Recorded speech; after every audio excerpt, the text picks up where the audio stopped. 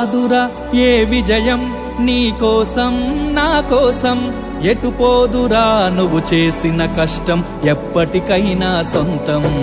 రాదురా ఏ విజయం నీ కోసం నా కోసం, ఎటుపోదురా నువ్వు చేసిన కష్టం ఎప్పటికైనా సొంతం.